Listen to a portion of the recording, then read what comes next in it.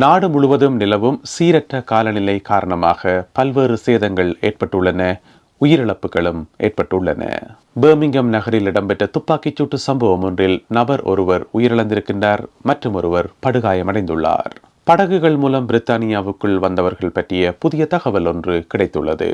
இவை உள்ளிட்ட பல செய்திகளும் தகவல்களும் இன்றைய வீடியோவில் காத்திருக்கின்றன. விரிவான செய்திகள் தொடர்கின்றன. தமிழடியான் UK யூடியூப் சேனலுக்கு உங்கள் அனைவரையும் வருகவென அன்புடன் வரவேற்கின்றேன். பிரித்தானியாவில் வாழ்கின்ற தமிழ் மக்களுக்கு பயன்படக்கூடிய முக்கியமான தகவல்களை தாங்கி வருகிறது தமிழடியான் UK யூடியூப் சேனல். எங்களுடைய சேனலில் வெளிவருகின்ற வீடியோக்களை தொடர்ச்சியாக பார்த்து கருத்துக்களை எழுதி வருகின்ற உங்கள் எல்லோருக்கும் மிக்க நன்றி. பிரித்தானியா முழுவதும் மிக மோசமான காலநிலை நிலவி வருகின்றது. இந்த வார இறுதியில் இன்று சனிக்கிழமையும் நாளை ஞாயிற்றுக்கிழமையும் இந்த சீரற்ற காலநிலை நிலவும் என எதிர்பார்க்கப்படுகின்றது. உங்களுக்கு தெரியும், கடந்த திங்கட்கிழமையிலிருந்து பிரித்தானியாவினுடைய காலநிலை மோசமடைய தொடங்கியது. பனிப்பொழிவுகளும் குறைந்தளவிலான வெப்பநிலையும் பதிவு செய்யப்பட்டிருந்தன. அதனுடைய தொடர்ச்சியாக இன்று சனிக்கிழமையும் நாளை ஞாயிற்றுக்கிழமையும் சீரற்ற காலநிலை தொடரும் என அறிவிக்கப்பட்டுள்ளது. இப்பொழுது நாட்டினுடைய பல்வேறு பகுதிகளை புயல் ஒன்று தாக்கி வருகின்றது. அந்த புயலினுடைய பெயர் பேர்ட் என்று சொல்லப்படுகின்றது. இந்த புயலின் தாக்கம் காரணமாக பல்வேறு விதமான சேதாரங்கள் ஏற்பட்டுள்ளன. மணிக்கு 40 தொடக்கம் 50 மைல் வேகத்தில் வீசும் என எதிர்பார்க்கப்பட்ட இந்த புயல் இப்பொழுது 70-80 மைல் வேகத்தை கூட கடந்து சென்று கொண்டிருப்பதாக சொல்லப்படுகின்றது. ஏராளமான மரங்கள் முறிந்து விழுந்திருக்கின்றன. பல இடங்களில் வெள்ளப்பெருக்குகள் ஏற்பட்டிருக்கின்றன. மழை தொடர்ச்சியாக பல இடங்களிலே பெய்து வருகின்றது. அதே வேளையில் பனிப்பொழிவுகளும் இடம்பெற்று வருகின்றன. எனவே இந்த சேதாரங்கள் அனைத்துமே மேலும் அதிகரிக்கலாம் என எதிர்பார்க்கப்படுகிறது. நாளை ஞாயிற்றுக்கிழமை மாலை வரை இந்த சீரற்ற காலநிலை நிலவும் என தெரிவிக்கப்படுகிறது. தற்பொழுது நாடு முழுவதையும் தாக்கிக் கொண்டிருக்கும் பேர்ட் புயலினுடைய வேகம் மணிக்கு 82 மைல் என அதிகூடிய வேகம் பதிவாகியுள்ளது. இந்த அதிகூடிய வேகம் பார்த்தீங்கன்னு சொன்னால் வேல்ஸில் இருக்கின்ற கேப்பல் என்று சொல்லப்படுற ஒரு இடத்துல பதிவாகி இருக்கிறது. அதே நேரம் பார்த்தீங்கன்னு சொன்னால் ஐல் ஆஃப் வைட் பகுதியில் இருக்கின்ற த நீடில்ஸ் பகுதியில் மணிக்கு 86 மைல் வேகத்தில் புயல் காற்று வீசி இருக்கின்றது. எனவே இவ்வாறாக நாட்டின் பல்வேறு பகுதிகளை வேகமாக தாக்கி வருகிறது பேர்ட் புயல். தற்பொழுது நாட்டில் நிலவும் சீரற்ற காலநிலை காரணமாக பல்வேறு பகுதிகளில் வெள்ளப்பெருக்குகள் ஏற்படுவதற்கான வாய்ப்புகள் இருப்பதாக சொல்லப்படுகின்றது. இது சம்பந்தமாக பல எச்சரிக்கைகள் விடுக்கப்பட்டிருக்குது. முக்கியமாக பிரித்தானியா முழுவதும் இருக்கக்கூடிய முக்கியமான 13 ஆறுகள் வெள்ளப்பெருக்கெடுத்து ஓடும் எனவும், அந்த ஆற்றின் கரையில் வசிப்பவர்கள் அவதானத்துடன் இருக்கும்படியும், அந்த ஆற்று நீர் பல்வேறு நகரங்களுக்குள்ளும் கிராமங்களுக்குள்ளும் செல்வதற்கான வாய்ப்புகள் இருப்பதாகவும் எச்சரிக்கை விடுக்கப்பட்டிருக்கின்றது. எனவே பிரித்தானியா முழுவதும் இருக்கக்கூடிய 13 ஆறுகளில் வெள்ளப்பெருக்கு ஏற்படும் என எச்சரிக்கை விடுக்கப்பட்டிருக்கின்றது. அதே போல 70 வெவ்வேறு வெள்ளப்பெருக்குக்கான வேறு இடங்களுக்கான வெள்ளப்பெருக்கு எச்சரிக்கையும் விடுக்கப்பட்டிருக்கின்றது. இந்த புயலினுடைய தாக்கமானது இங்கிலாந்து, ஸ்காட்லாந்து, வேல்ஸ் மற்றும் வட அயர்லாந்து போன்ற சகல பகுதிகளையும் மோசமாக தாக்கி வருகின்றது. அதே வேளையில் இதுவரை 34,000 குடும்பங்கள் மின்சாரத்தை இழந்துள்ளன என்று தெரிவிக்கப்படுகின்றது. மரங்கள் முறிந்து விழுந்ததன் காரணமாகவும் மின் கம்பிகள் அறுக்கப்பட்டதன் காரணமாகவும் இந்த மின்தடை ஏற்பட்டுள்ளதாக சொல்லப்படுகின்றது. நாட்டின் சில பகுதிகளில் ரயில்வே பாதைகள் வெள்ளத்தினால் மூடப்பட்டுள்ளதாகவும் தெரிவிக்கப்படுகிறது. சீரற்ற காலநிலை காரணமாக முதலாவது உயிரிழப்பு பிரெட்ஃபோர்ட் நகரில் பதிவாகியுள்ளது. இன்று அதிகாலை 1 மணியளவில் இந்த உயிரிழப்பு சம்பவம் ஒன்று ஏற்பட்டிருக்கின்றது. 34 வயதுடைய நபர் ஒருவர் வீதியிலே காரிலே போய்கொண்டிருந்த போது எதிர்பாராத விதமாக மோசமான காலநிலை காரணமாக அவரால் சரியான முறையில் பாதையை அவதானிக்க முடியாமல் சுவர் ஒன்றுடன் மோதி அந்த சுவர் இடிந்து காரின் மேல் விழுந்ததன் காரணமாக 34 வயதுடைய இளைஞர் ஒருவர் உயிரிழந்திருக்கின்றார். இந்த சம்பவம் பிரெட்ஃபோர்ட் நகரில் இன்று அதிகாலை 1 மணியளவில் பதிவாகியுள்ளது.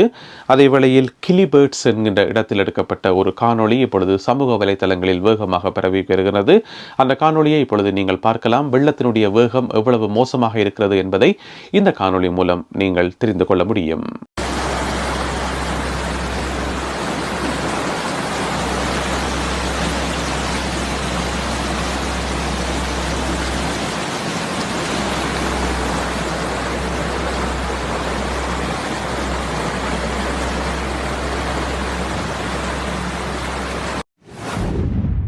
தற்பொழுது நாட்டில் நிலவும் சீரற்ற காலநிலை காரணமாக இரண்டாவது உயிரிழப்பும் பதிவாகி இருக்கின்றது.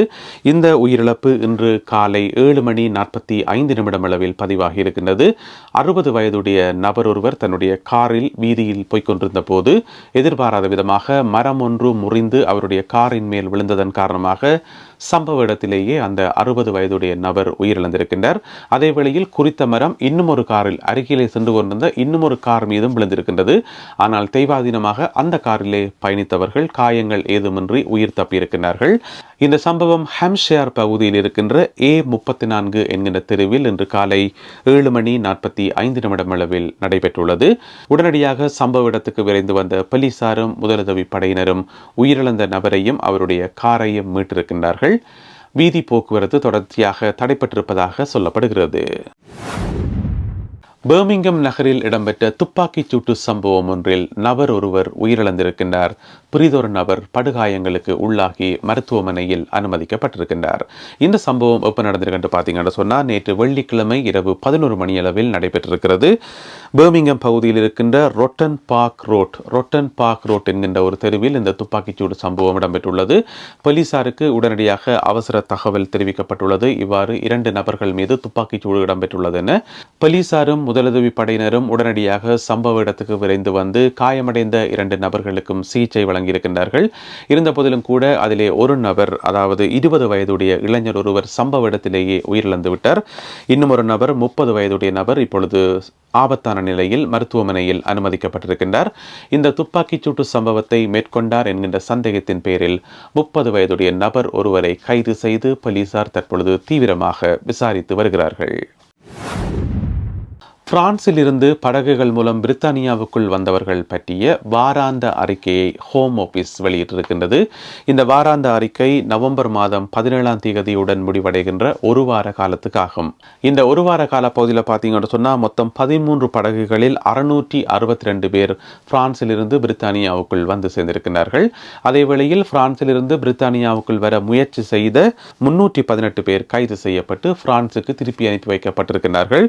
இவர்கள் 18 வெவ்வேறு சம்பவங்களின் போது, கடந்த ஒரு வார காலத்தில் 18 வெவ்வேறு சம்பவங்களின் போது கைது செய்யப்பட்டவர்கள் என சொல்லப்படுகின்றது. எனவே நவம்பர் மாதம் 17ஆம் தேதியுடன் முடிவடைந்த ஒரு வார கால பகுதியில் 13 படகுகளில் 662 பேர் பிரித்தானியாவுக்குள் வந்து சேர்ந்திருக்கிறார்கள். 18 படகுகளில் வர முயற்சி செய்த 318 பேர் கைது செய்யப்பட்டு திருப்பி அனுப்பி வைக்கப்பட்டிருக்கிறார்கள். நல்லது அன்பான உறவுகளே, இத்துடன் இன்றைய செய்திகளும் தகவல்களும் நிறைவு பெறுகின்றன. இந்த செய்திகளும் தகவல்களும் உங்களுக்கு பயன்மிக்கதாக இருந்தால் இந்த வீடியோக்கு ஒரு லைக் போட்டு இந்த வீடியோவை உறவினர் நண்பர்களுடன் ஷேர் பண்ணுங்க. காலநிலை எச்சரிக்கை குறித்து உங்களுடைய உறவினர் நண்பர்களுக்கும் தகவல்களை தெரியப்படுத்துங்கள். மீண்டும் மற்றொரு காணொளியில் உங்களை சந்திக்கின்றேன். அதுவரை நன்றி, வணக்கம்.